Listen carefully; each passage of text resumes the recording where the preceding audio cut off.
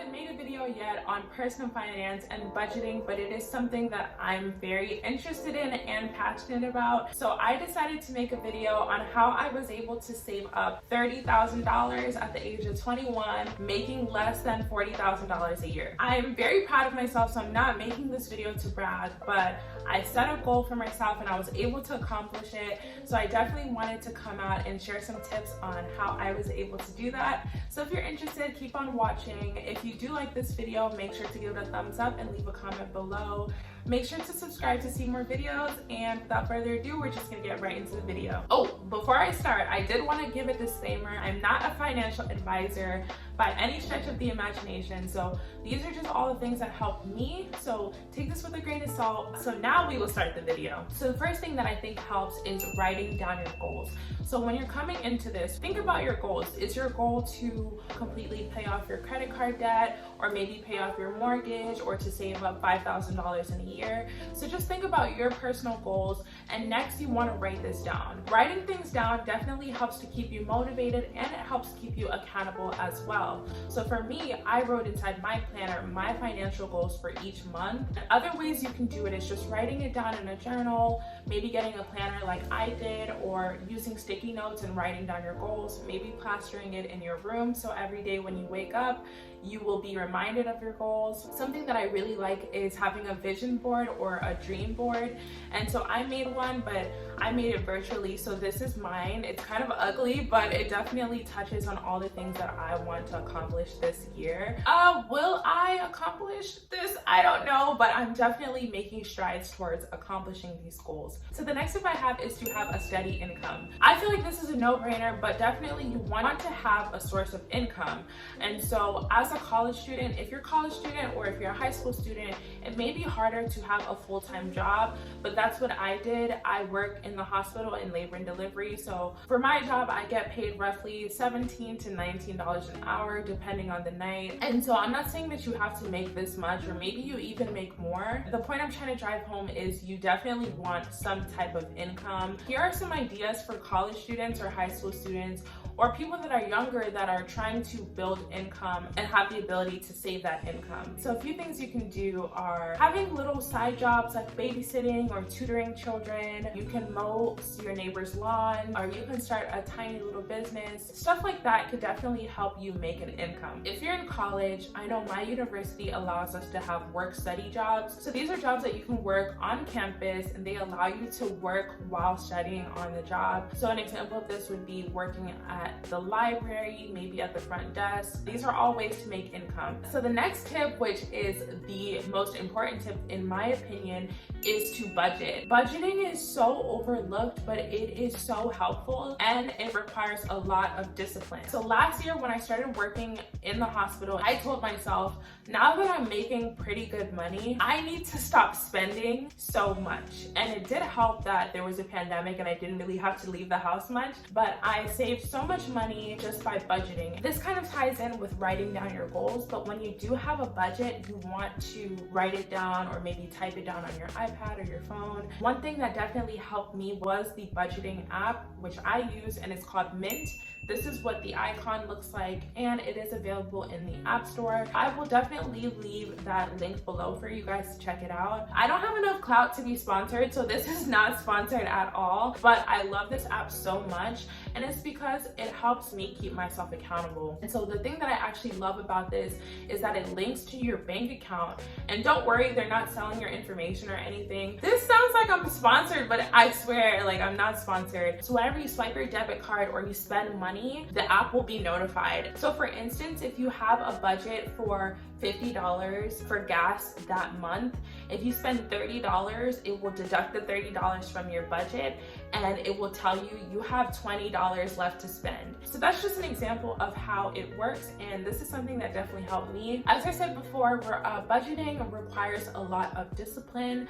It requires you to kind of deny yourself of things that you would usually like fast food, which which is the biggest money eater ever. When you buy fast food for $5 one time, you probably don't realize that it's adding up over time and you're spending so much money towards fast food. Another thing that helped me with budgeting was watching a lot of YouTube videos from financial YouTubers like Dave Ramsey. Dave Ramsey is actually my favorite. I love him so much. I also watch Graham. I love his videos, and recently I started watching Spencer Cornelia. Another thing about budgeting is that you have to be very honest with yourself, and as I mentioned before, you have to be strict with yourself. You don't want to inflate your budget so much on purpose, knowing that you could never reach that. So for instance, I don't really drive that much, and so I'm not gonna make my budget for gas $200 because every month I know I can stay under $200. You definitely want to challenge yourself. So for me, my budget for gas each month is $50. It takes $25 for me to fill my gas tank. So that challenges me to be very intentional about where I go and what I'm doing while I'm out. So I'm not going to spend the whole evening strolling around the metropolitan area because I know I can only fill my gas tank twice in a month according to my budget. So that is what I mean when I say be strict with yourself. So another tip I have is to not tempt yourself. Let's say you work at a place that does direct deposit.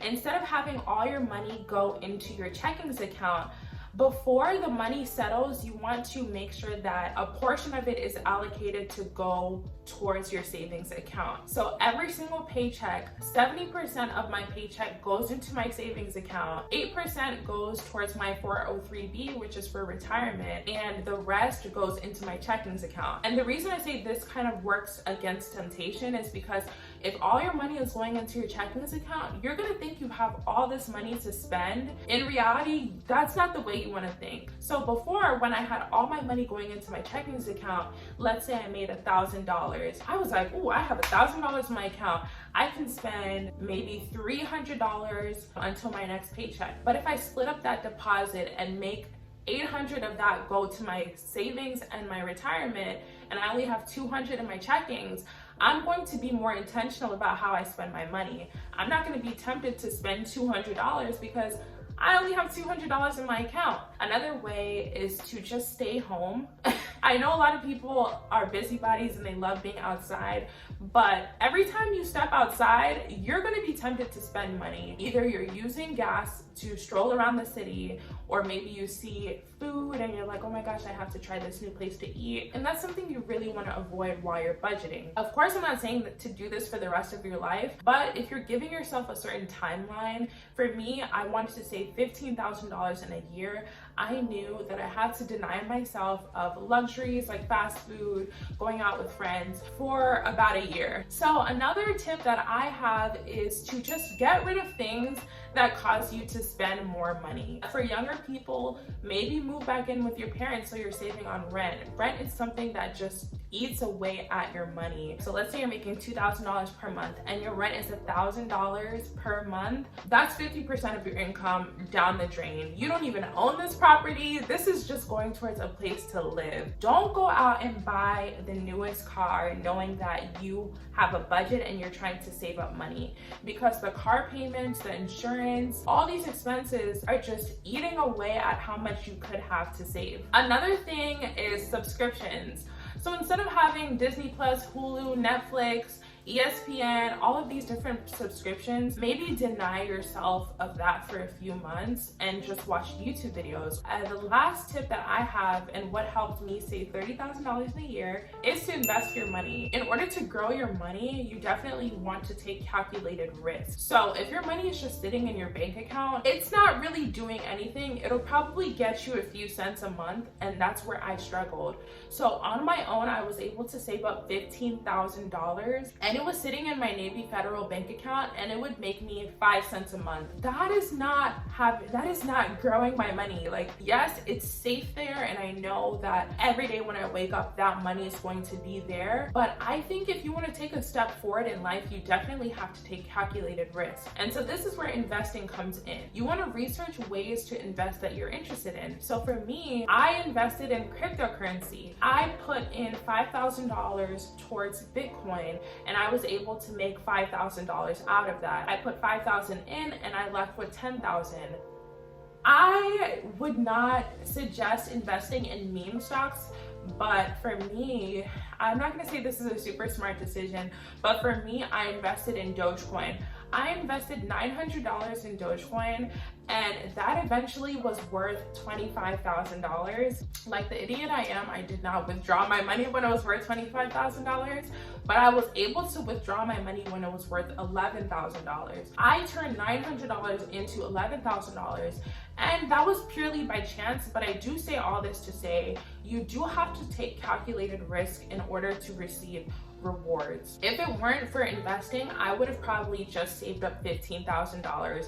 But because I did take calculated risks, I was able to invest some money that I was comfortable with losing, and I made so much from it. Luckily, I have not lost money from any investments yet, knock on wood, but I'm gonna continue to research and invest in things that have actual fundamentals like Amazon or Tesla. Most of my money now is actually sitting in my Fidelity account in investments. I invested $25,000 into that. As I told you before, I have 8% of my income go into my 403b, which is for retirement. I do say all that to say, don't be afraid to take risk. Invest your money, watch your money grow, let your money work for you. Just make sure to do your research before putting your money somewhere, but invest in what you believe in and invest what makes sense and invest only in what you're willing to lose. So thank you so much for watching. That's actually it for all the tips that I have and how I was able to save $30,000 as a college student in less than a year. If you've stayed and if you've watched this far, make sure to give it a thumbs up and make sure to comment down below and subscribe. Thank you guys again for watching, and I'll see you guys in the next video. Bye.